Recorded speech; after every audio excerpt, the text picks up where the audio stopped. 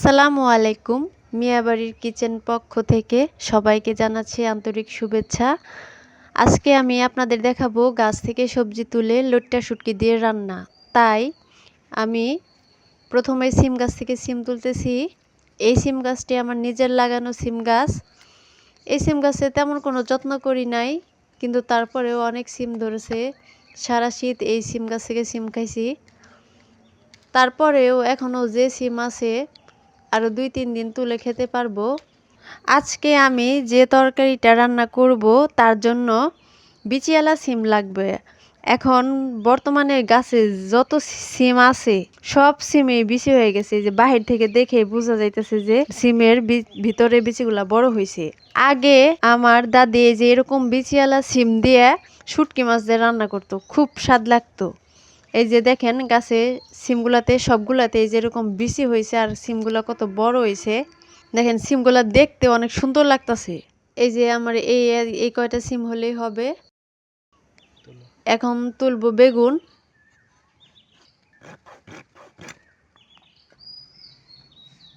এখানে ছোট্ট একটা বেগুন গাছ আছে, গাছে 2টা বেগুন ধরছে। এই 2টাই আমি তুলে নিব।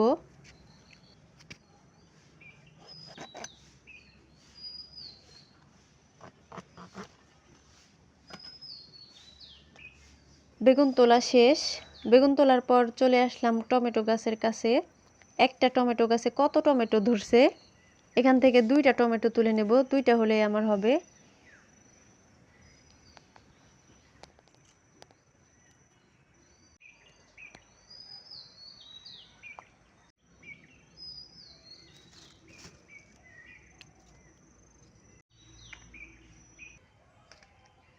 গাছ থেকে সিম বেগুন টমেটো তুলে আনলাম।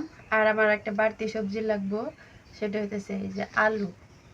এই আলু সিম বেগুন টমেটো দিয়ে লইট্টা শুটকির ঝোল রান্না করব। তুলে আনলাম, এখন আমি কেটে নিই সবজিগুলা।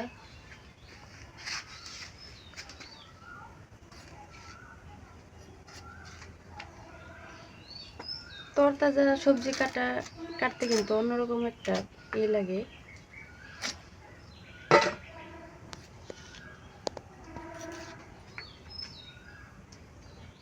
গাছ থেকে তোলার পরে সবজি কাটতে কিন্তু সবজিটা কাটতে ভালো লাগে।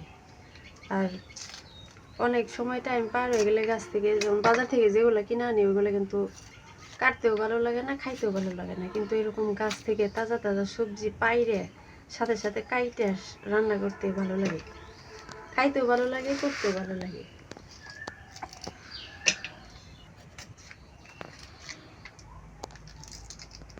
আমি সিমে যে এরকম করে কাটতেছি, আমি মাঝখান দিয়ে যে এরকম করে একদম চিরা দেখে নিই যে পোকা টোকা আছে না। কারণ পোকা থাকলেও বোঝা যায় না অনেক সময়, তার জন্য যে আমি এরকম করে নিই সবসময়।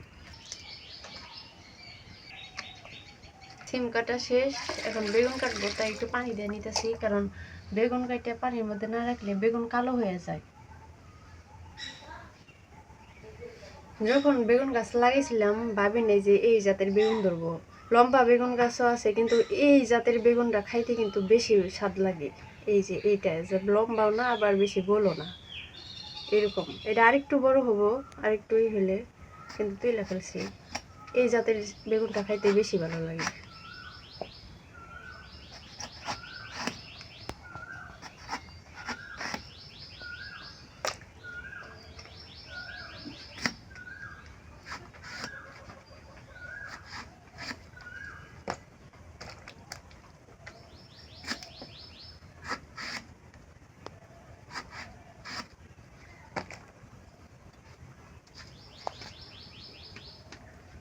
টমেটোটা পরে কেটে দেব, তরকারি এরকম করে রাখলাম। এখন আলুটা কেটে নেই।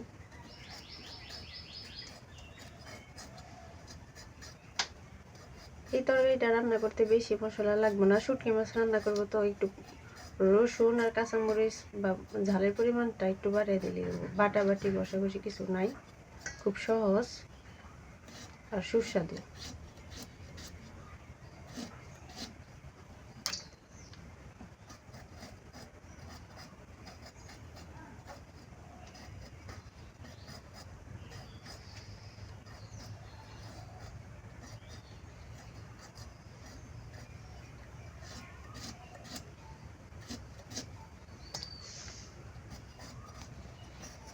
টমেটোটা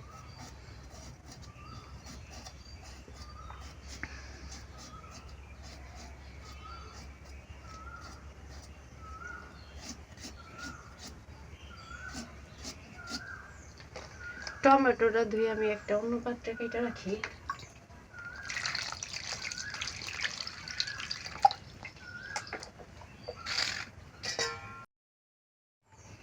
টমেটোটা পাকে বেশি মানে পাকা ধরছে, বেশি পাকে নাই, তাই লাল নাই। যদি আর একদিন থাকতো তাই লাল টকটকা হয়ে যেত।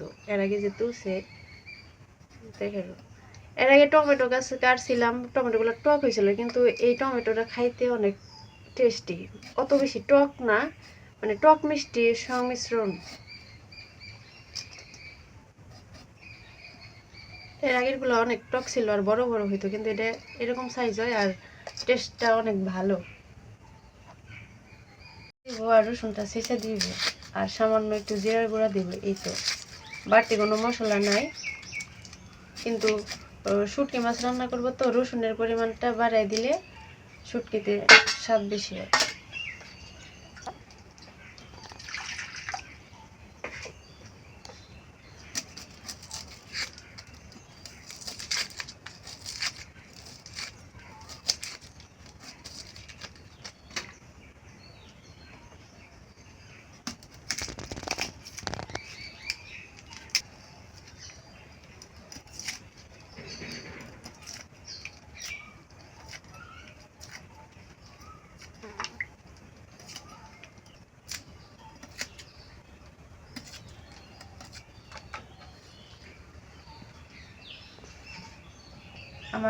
আমি 2টা পেঁয়াজ দিছি, মাঝারি সাইজের 2টা রসুন দিছি আর কাঁচামরিচ।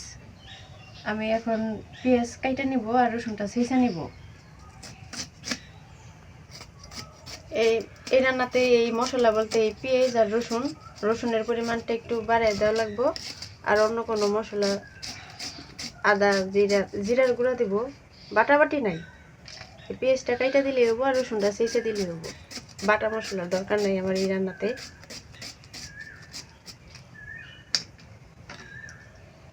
পেঁয়াজও ছেঁচা দেওয়া যায়, পেঁয়াজ ছেঁচা দিলেও ভালো হয়। আমি একটুখানি পেঁয়াজ ছেঁচা দেবো।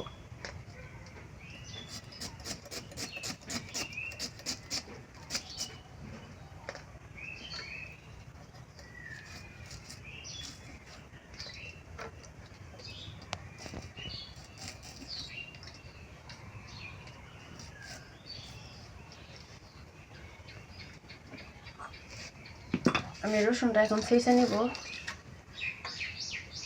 2টা মাঝারি সাইজের রসুন নিছি, কারণ তরকারিতে রসুনের পরিমাণ বেশি দেওয়া লাগবে।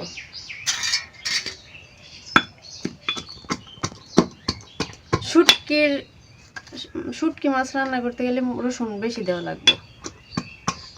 রসুন আর ঝালের পরিমাণটা একটু বাড়াইয়া, তাহলে শুটকি মাছের তরকারি স্বাদ হয়। এই 2টা টিপস শুটকি মাছের জন্য।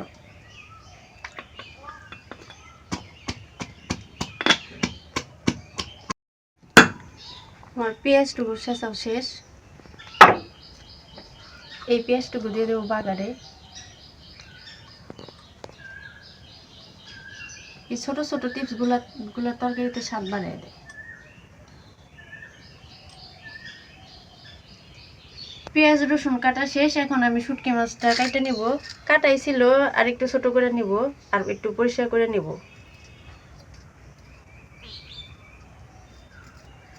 সব শুটকির মধ্যে আমার লোট্টা শুটকিটা বেশি ভালো লাগে।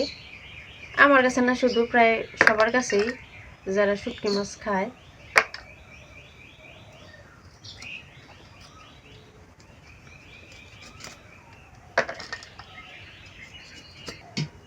শুটকি মাছ কাটা শেষ। এখন আমি গরম পানি দিয়ে ভালো করে ধুয়ে নিব।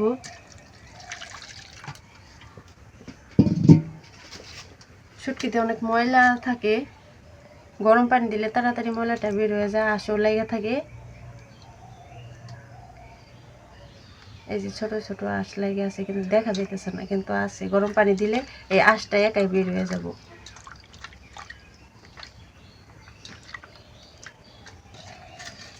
গরম পানি দিয়ে 2-3 বার করে ধুয়ে নিব।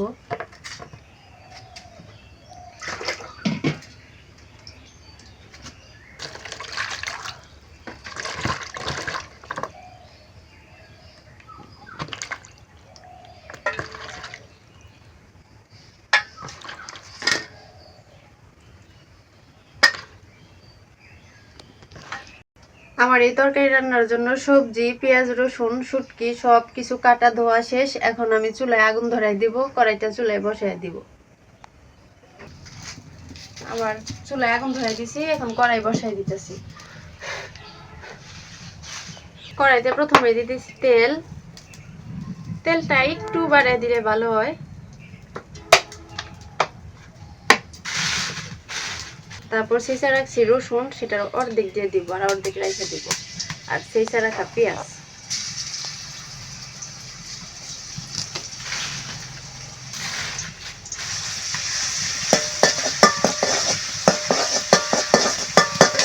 পেঁয়াজ রসুন ছেঁচা দিলে একটু বেশি ভালো স্বাদ লাগে।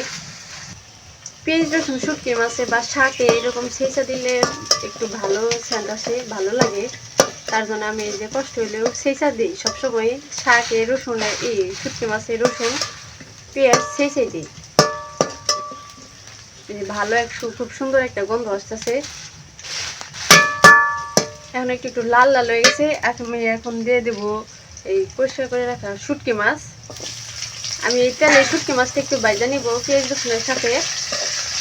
শুটকি মাছটা ভাজা নিলে তেলের সাথে, তাহলে শুটকি মাছটা খাইতে স্বাদ লাগে। আর শুটকি মাছের যে একটা কাঁচা কাঁচা গন্ধ বা থাকে, সেটা আর লাগে না। এর জন্য চেষ্টা করবো তেলের সাথে শুটকি মাছটা ভাজা নিতে। এই পেঁয়াজ রসুনের সাথে আমি শুটকি মাছটা ভাজা নিতেছি।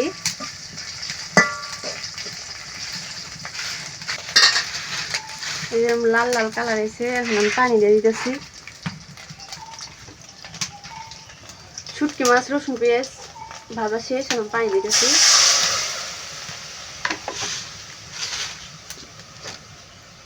এখন আমি দিয়ে দেবো যে আগে কাটা রাখা পেঁয়াজ আর কাঁচামরিচ, হলুদ, মরিচ। শুটকি মাছে একটু ঝালের পরিমাণটা একটু বাড়িয়ে দিলে ভালো লাগে। ধনিয়া গুঁড়া, লবণ।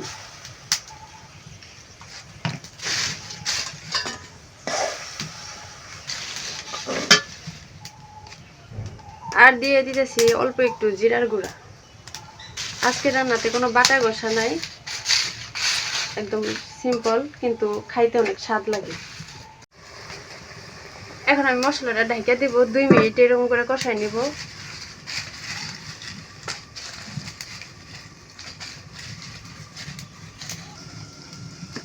আমার মশলা কষানি শেষ।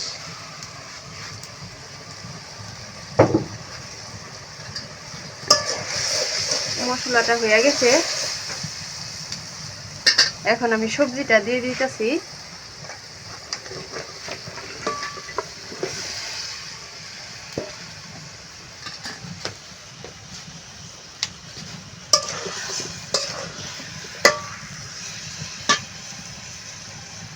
সবজির সাথে থেতে রাখাই যে চেঁচা রাখা রসুনও দিয়ে দিতেছি।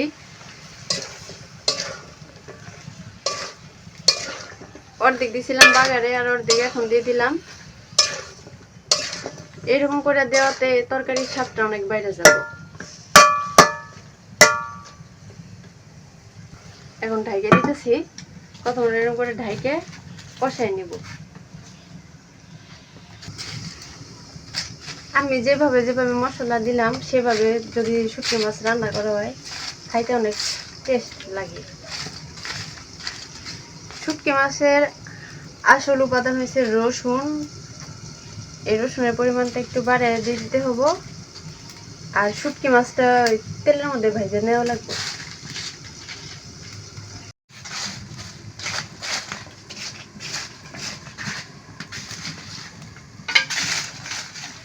অনেকক্ষণ জাল দিছি, এখন আমি তুলে দেখি কি অবস্থা। এই কি সুন্দর একটা কালার আসছে তরকারিতে। এরকম করে অনেকক্ষণ সিদ্ধ করে নেওয়া লাগবে, জাল দিয়ে জাল দিয়ে। সিমটা একটু বাড়তি ছিল তো, সিমটা অনেকক্ষণ যাতে ভালো করে সিদ্ধ হয়, সিমের বেশি ভালো করে যেন সিদ্ধ হয়। বেগুন তাড়াতাড়ি সিদ্ধ হবো, কিন্তু সিমটা একটু ভালো করে সিদ্ধ হওয়া লাগবে। কেন আমি আর একটু ঢেকে দিব, যাতে ভালো করে সিদ্ধ।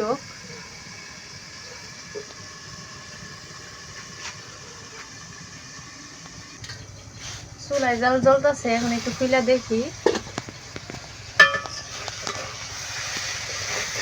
প্রায় সিদ্ধ হয়েছে, আর একটু সিদ্ধ হবো সিমটা। বেগুন সিদ্ধ হয়েছে, সিমও সিদ্ধ হয়েছে, কিন্তু আর একটু আসবো। আমি এখন টমেটো গুলা দিয়ে দিই, টমেটো থেকে পানি উঠবো, ওই পানিতে সিম সিদ্ধ দিতে পারবো।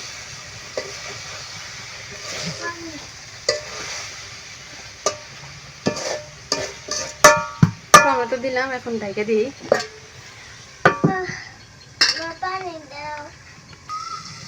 টমেটো দেওয়ার পর 2 মিনিট পর জাল দেওয়ার পরে যে সবকিছু মোটামুটি সিদ্ধ হয়ে গেছে, সিম এখন একবারে সিদ্ধ হয়ে গেছে, গলে গেছে।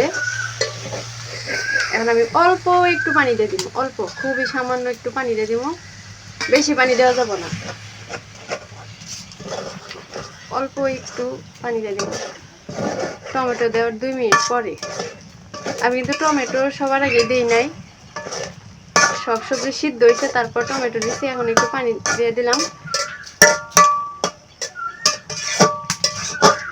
এখন বেশি না, 2 মিনিট জাল দিব, আবার তরকারি হয়ে গেছে, এখন 2 মিনিট জাল দিব ঢেকে। তরকারি প্রায় হয়ে আসছে। এই যে এখন আমি আমাদের বাড়িতে বিলাতি ধনিয়া পাতা আছে, এই পাতাটা দিয়ে দিব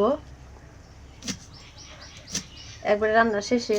তরকারি হয়ে গেছে আমার, শুধু এটা দিয়ে নামাই ফেলবো তরকারিটা। তরকারি আমার প্রায় হয়ে গেছে। এই যে ধনিয়া পাতাগুলো দিয়ে দিই, ধনিয়া পাতা দিয়ে একটু নাড়াচাড়া করেই নামিয়ে ফেলবো, একদম গইলা গেছে সব। এরকম মাখা মাখা হয়েছে একেবারে।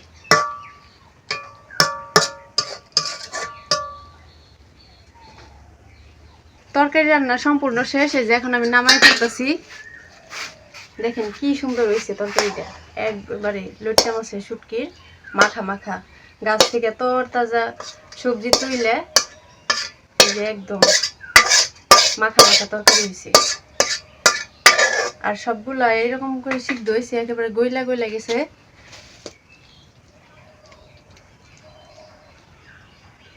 সিমটা খুব ভালো করে সিদ্ধ হয়েছে, আর বেগুনগুলা তো প্রায় গইলা গইলাই গেছে। গইলা গেছে সমস্যা নাই, খাইতে অনেক স্বাদ লাগবে।